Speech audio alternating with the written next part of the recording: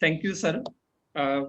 শ্রদ্ধেয় chair doctor Kazi Khaliquzzaman Ahmed স্যারের অনুমতি ক্রমে আমি আজকের ওয়েবিনারে আপনাদের সবাইকে স্বাগত জানাচ্ছি।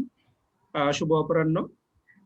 আপনারা সবাই অবগত আছেন যে আজকে আমাদের যে ওয়েবিনারটা হচ্ছে এটা Dhaka school of economics corona ভাইরাসের ইম্প্যাক্টের উপর বাংলাদেশ অর্থনীতিতে বিভিন্ন সেক্টরে যে ইম্প্যাক্ট পড়ছে সেটা নিয়ে বেশ কিছু গবেষণা পরিচালনা করছে।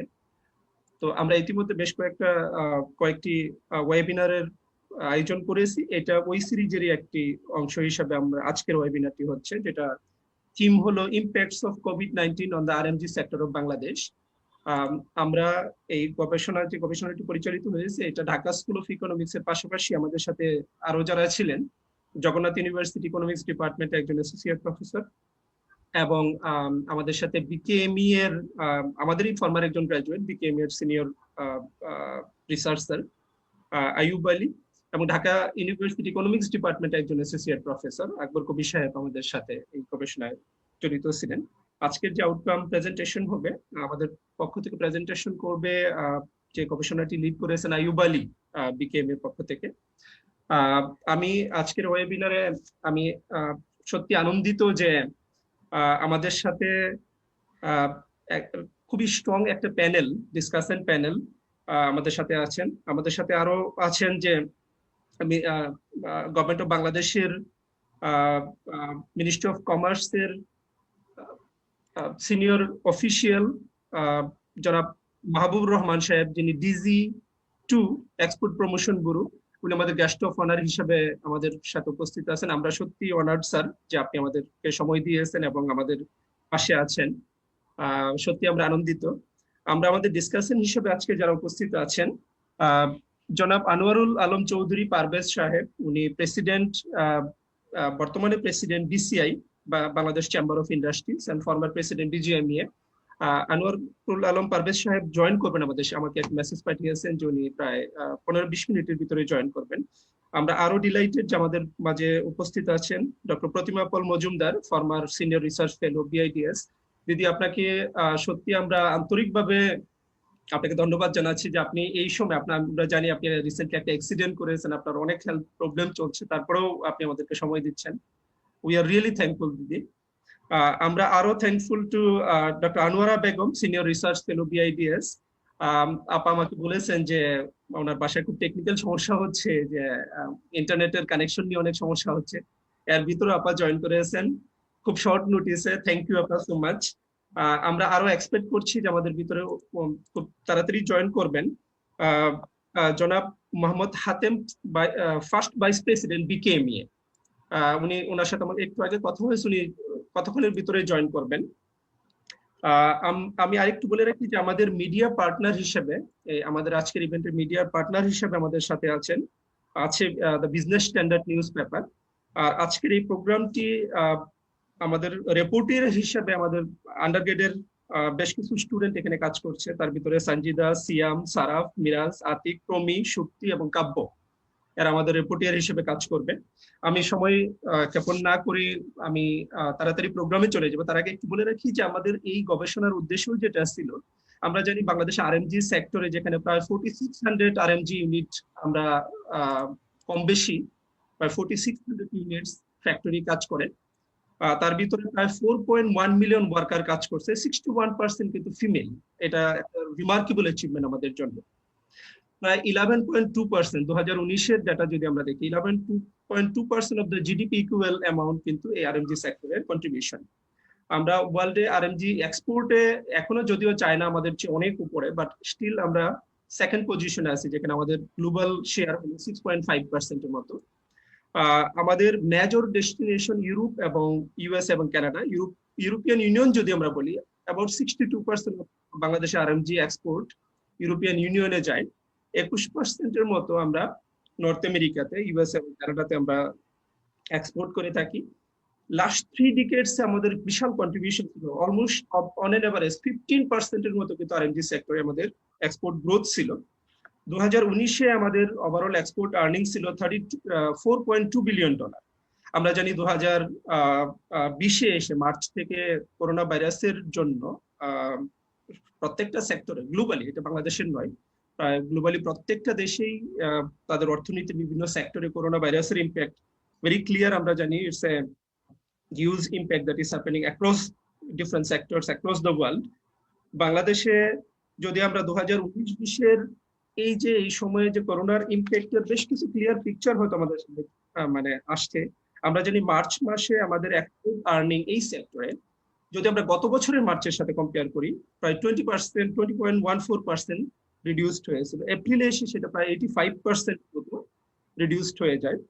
মেতে 62%, কিন্তু জুন থেকে আবার কিন্তু এটা বাউন্স ব্যাক করে। যদি আগের বছরের সাথে কম্পেয়ার করি, জুনে এসে সেটা 6.63%-এ নেমে আসে। মানে গত বছরের সাথে কম্পেয়ার করলে অ্যাকুট আর্নিং 6.63% কম হয়েছে জুনে। জুলাই এসে অ্যাপ্রক্সিমেটলি 2%, কিন্তু অগাস্টে এসে যদি আমরা গত বছরের সাথে কম্পেয়ার করি এটা 44.63% আবার বেড়েছে। এই যে একটা বিশাল জাম, সেটা আসলে সত্যি আমাদেরকে যে আমরা এক ধরনের এমন একটা আনসার্টেনিটির ভিতরে ছিলাম, সেটা এক ধরনের আমাদেরকে নতুন করে আবার মানে উৎসাহ দেয় যে আরএমজি সেক্টর আমাদের বাউন্স ব্যাক করছে।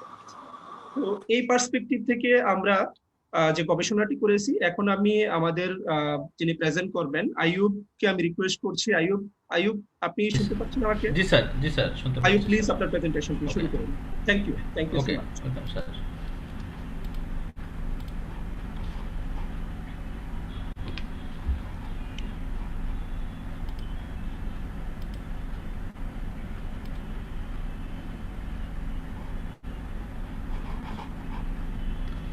আসসালামু আলাইকুম।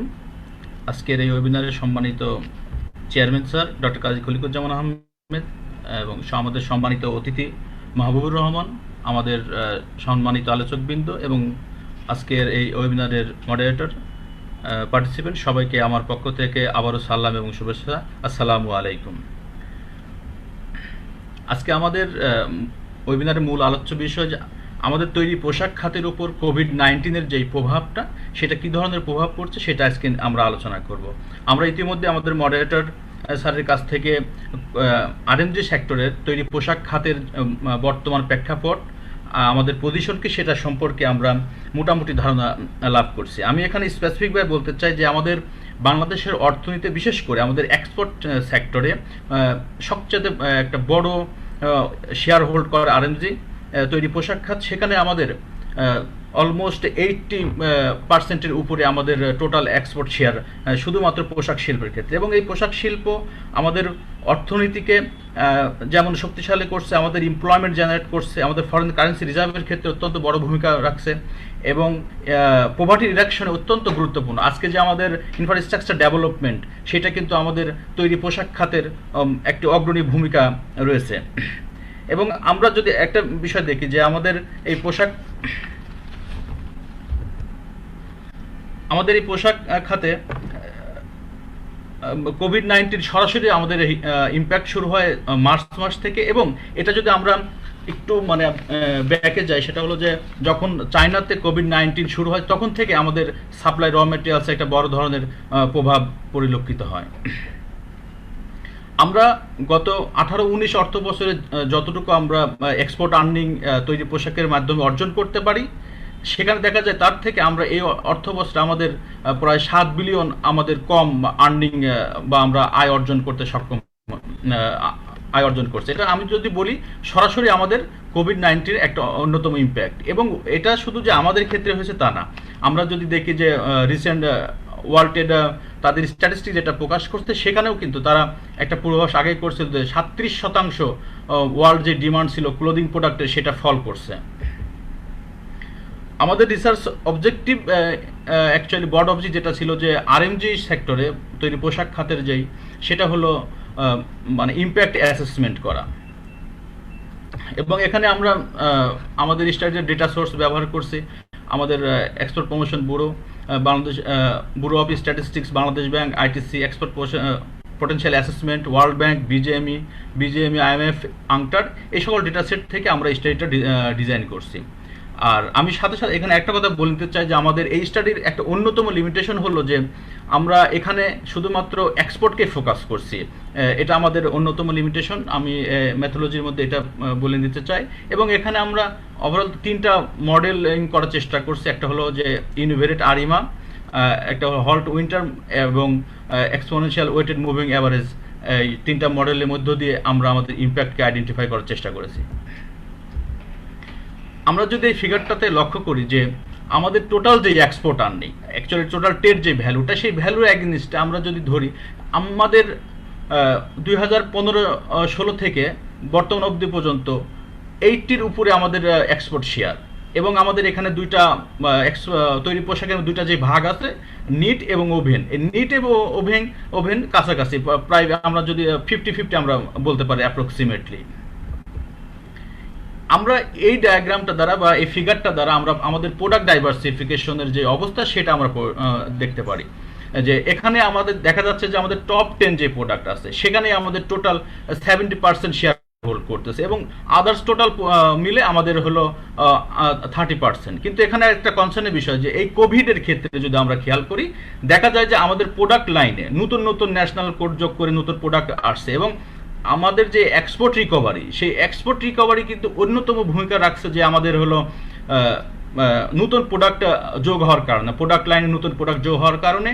তা আমরা যদি আমাদের প্রোডাক্ট ডাইভার্সিফাইড করতে পারি, আমরা মার্কেট ডাইভার্সিফাইড করতে পারি, দেখা যাবে যে আমরা ইজিলি আমাদের যে পজিশন আছে সে থেকে আমরা বেটার পজিশন হোল্ড করতে পারবো। আমরা পরবর্তীতে স্যার এর আগে বলছেন যে আমাদের অ্যাকচুয়ালি এখানে ওমেন এম্পাওয়ারমেন্টে এবং ফিমেলদের কি ধরনের কন্ট্রিবিউশন আছেন। এবং এর একটা কথা বলে রাখি যে বিজেএমই ডেটা অনুসারে 3.18% অর্ডার ক্যান্সেল হওয়ার পরেও আমরা কিন্তু অতি শর্ট টাইমে ঘুরে দাঁড়াতে সক্ষম হয়েছি।